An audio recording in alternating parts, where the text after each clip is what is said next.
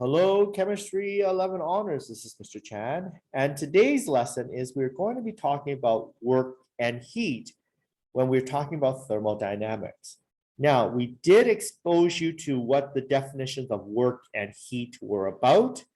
If we went to the first day's example, you talk about work is the general energy transferred, while heat is energy transferred specifically from a hotter object to a colder one. Now, when we talk about work, whether you learned about this in physics in grade 10 or in grade 11, is force times distance. Force is in newtons, okay? And distance is in meters. Now, if you recall from the gas laws back in chapter 5, we said pressure is equal to the amount of force divided by area. Rearranging, we could have force is equal to pressure times area. So integrating the two equations, what happens is you have work is equal to force times distance, or work is equal to pressure times area times distance, or work is equal to pressure times volume. Now, if you take a look on bottom of page 246, you see here, they do talk about this formula and how it is derived. Okay, and if you look on the picture on the left, again, we use the initial state versus final state. What we started off with, what we finished off with, and how does that give you the volume? Okay, now, so referring that to page 246, if we consider distance as just how far the system changed in height from the initial to final states, we can modify the formula as work is equal to negative P, which is pressure, times the change in volume. Now, why is work a negative symbol? Because if we were to consider from the point of view of the system, the key word is we're always looking at it from the point of view of the system. If the volume is getting bigger, that means work is done by the system. So work needed to push whatever piston up. Therefore, the energy must be leaving the system or energy is lost. The example would be like if I were to raise a book from the ground all the way up, because I'm applying energy to the book, I myself am losing energy while the book is gaining energy. So that's why you have the negative sign. Now, using this idea is determined experimentally that the amount of work done has the units of liters atmosphere, where 1 liter atmosphere equals 101 joules of energy. Now, let me give you an example here. So let's say it says calculate the work in kilojoules during a synthesis of ammonia in which the volume contracts from 8.6 to 4.3 liters at a constant external pressure of 44 atmosphere. In which direction does the energy work flow, and what is the sign of the energy change? So if we were to do the calculations, here we go. Let's see here. So let's say work is equal to negative pressure times delta V. I know my negative pressure is 44 atmospheres times my volume is my final state, which is 4.3 liters minus 8.6 liters.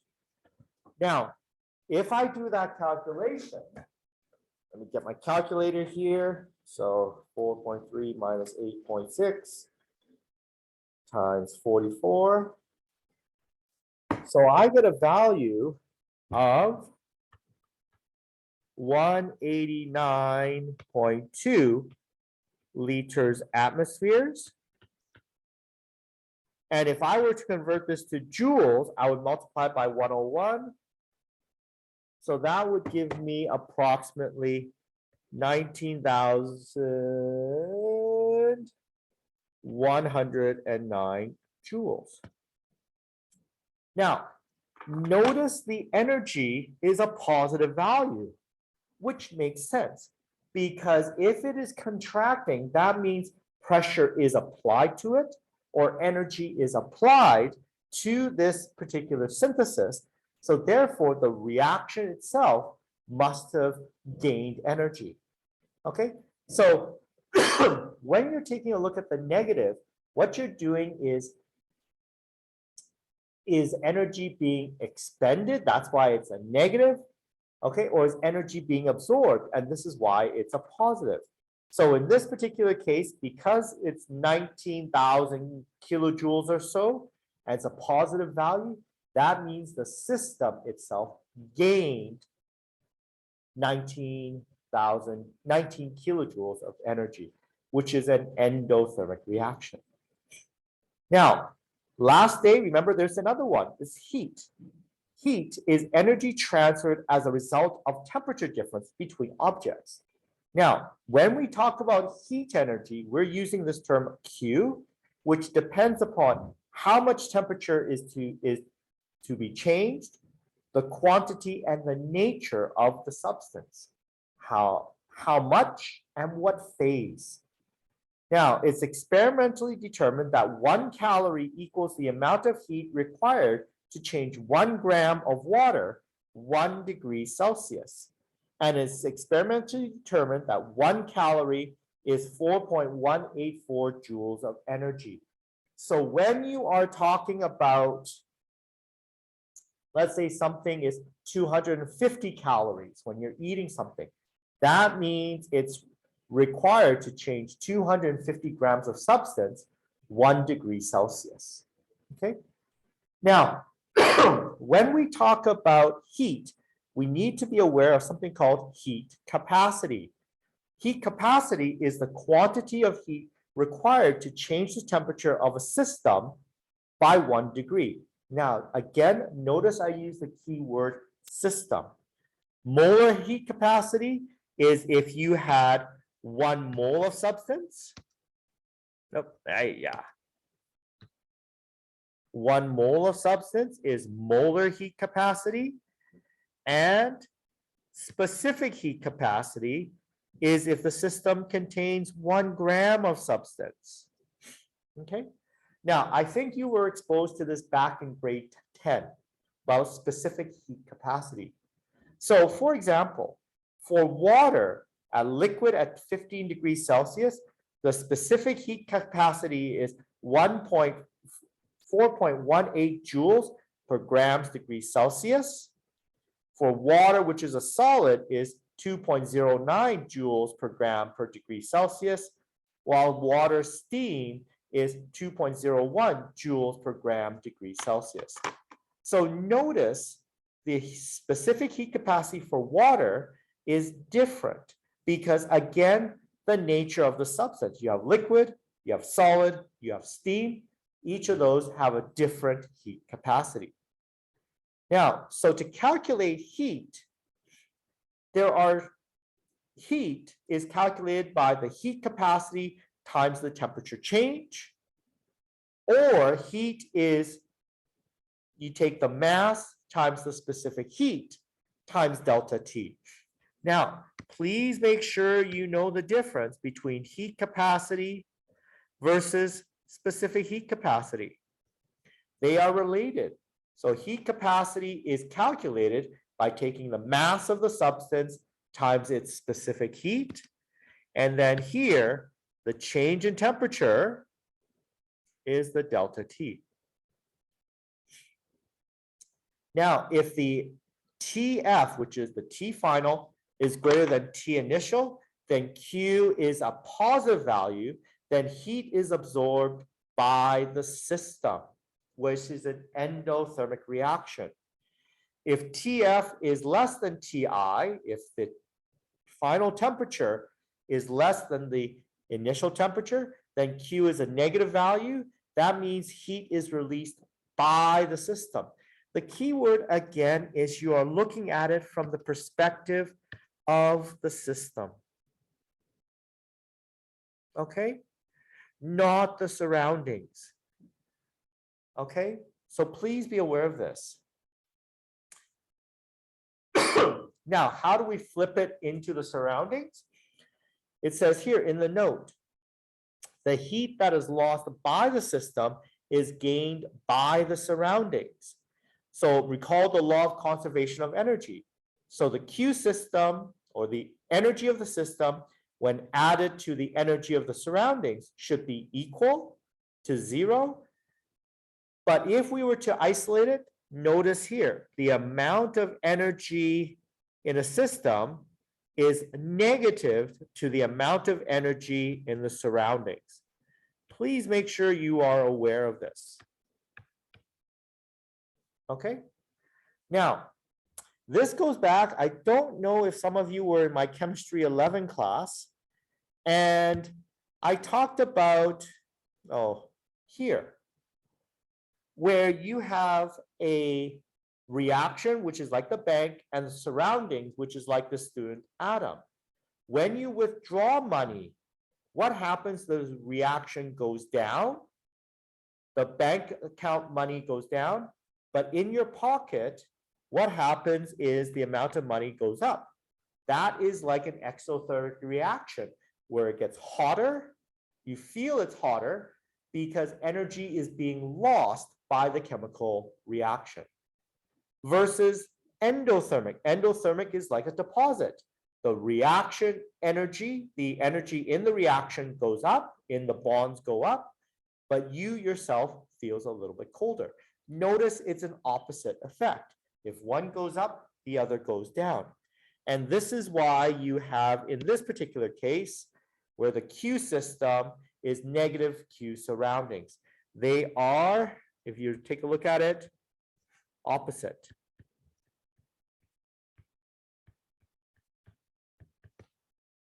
All right.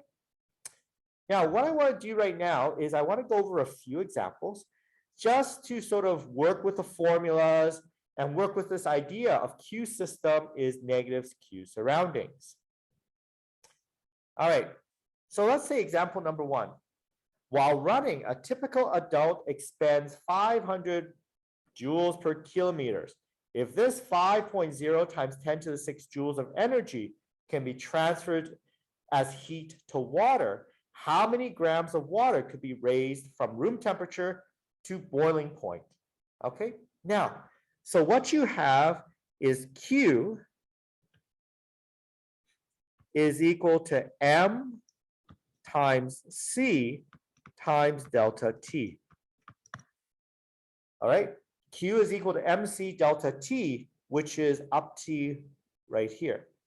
Now, I forgot to mention this, but please be aware that you understand the difference between capital C, which is the general heat capacity, and little c, which is the specific heat capacity.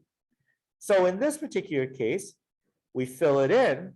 So we have 5.0 times 10 to the 6 is equal to the mass times the specific heat capacity of water. Now, in this case, because it's at 25 degrees to 100 degrees, we know that is liquid water.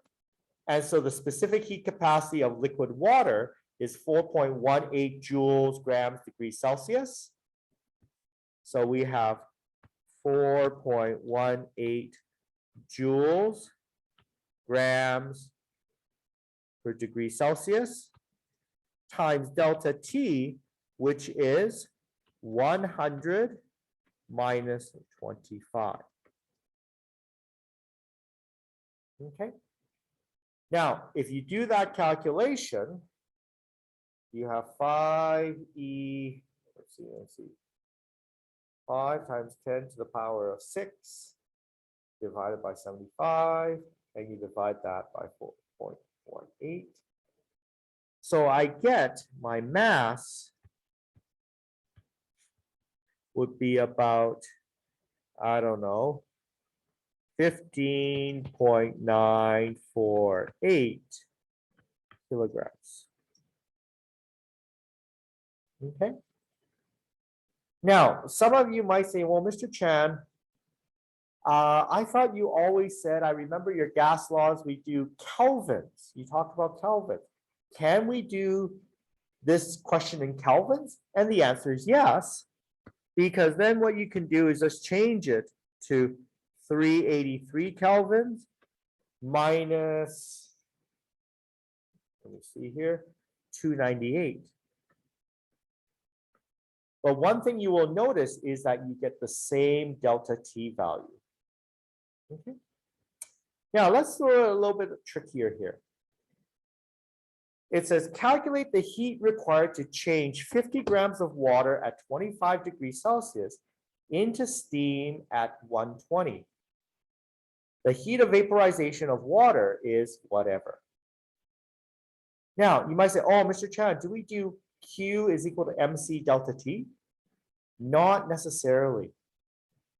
Notice the key thing is you went from water, if I were to highlight this, water at 25 degrees Celsius into steam at 120. Now, what you have to recall is, notice it's changing phases. All right, so note the phase change.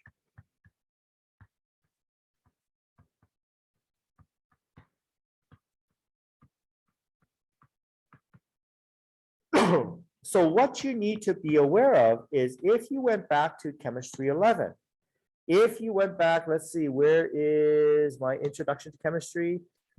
And when we take a look at phase changes, okay, remember what you have is you have plateaus. So if we were to take a look at this particular question, you would say, you could do a rough sketch. And you would have something like this. So you would have 25 degrees Celsius, you would have 120 degrees Celsius. So notice at this point in time here, this is 100 degrees Celsius. So there's actually three distinct parts. We have part A, where the liquid goes to 100 degrees Celsius. Then we have liquid going to gas, which is part B. And then we have C, where it is going to a gas. So if we were to take a look at this question, we would do A from 25 degrees Celsius to 100 degrees Celsius. We would go Q is equal to, let me see if I have enough space. Oh, we have lots of space. Q is equal to M, oopsie, M times C times delta T. And so if I had my mass, whoopsie, so I would have 50 grams times water at liquid, which is 4.18 times what you have is my final, which is 100 minus 25. Okay, so if I took 50 times 4.18 times 75, I would have 15675 joules. That's the amount of energy required to bring it up to 100 degrees Celsius. Okay, let me just underline it here. The second part is B. What you're doing is you're undergoing the phase change from liquid to gas. So in this case, you go liquid to gas, phase change.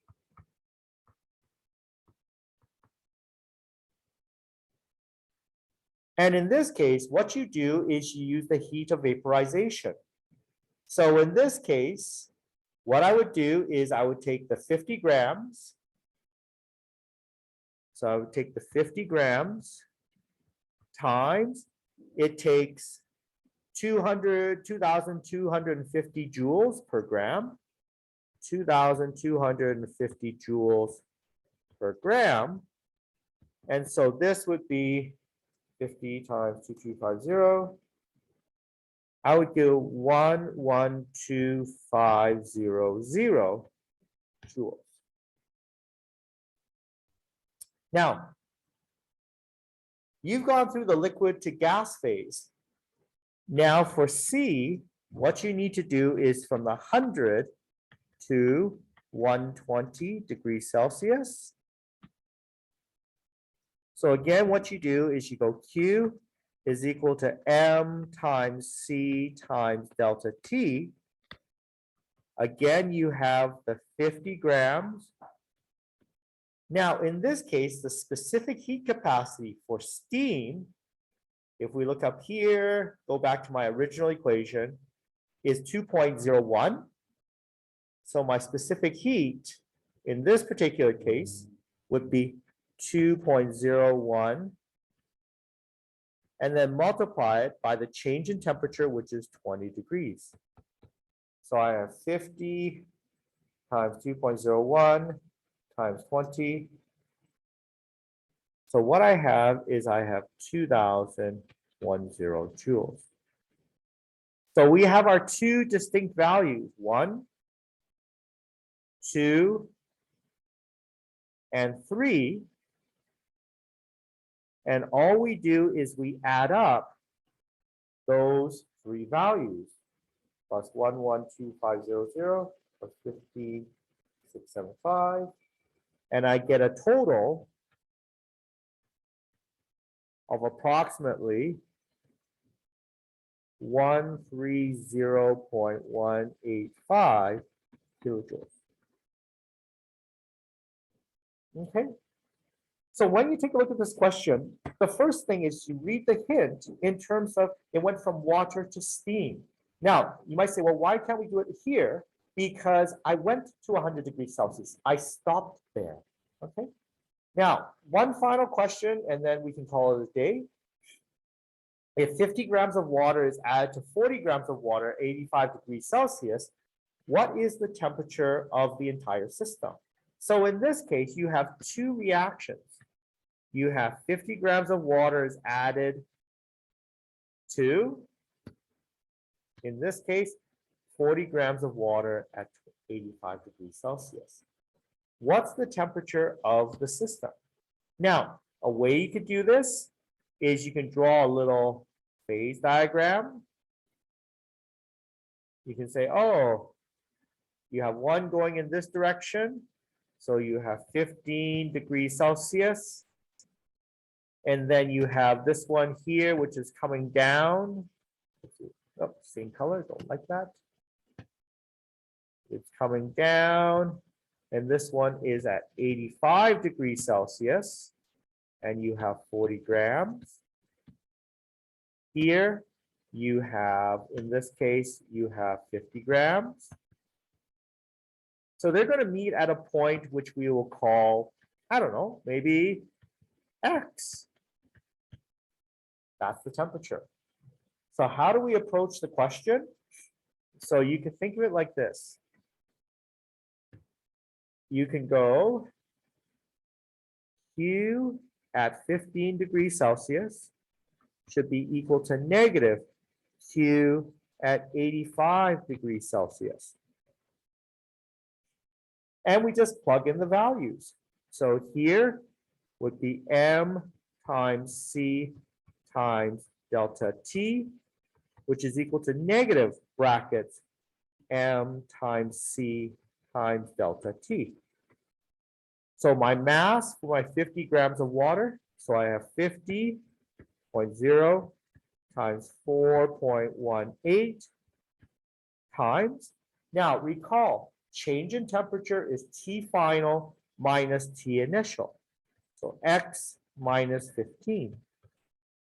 That is equal to negative 40.0 times 4.18 times, in this case, x minus 85. Okay, so if we were to expand this, so 50 times 4.18, so this would be 209x times 15 minus 3135 is equal to 40.0 times 4.18 negative 167.2 plus 85. That will give me 4212. Oops, this is x here. So 209 plus 16.22. So this would give me 376.2x is equal to 4212. 3135 will give me 17347. X would be divided by 376.2. The answer would be 46.1 degrees Celsius. Okay. That's how you would approach a problem like this. All right. I would draw a little phase diagram just to sort of help you visualize what's going on and then apply the appropriate formulas. Now, again, please make sure you note, I put that negative value here. Make sure you're aware of that because one is designated the system, the other is designated the surroundings. Now, some of you might say, well, can I do this way? Negative Q15 is equal to Q85. The answer is yes, it's perfectly correct. You can do that and you'll get the exact same answer. All right, folks, thank you very much. Have a good day. Bye-bye.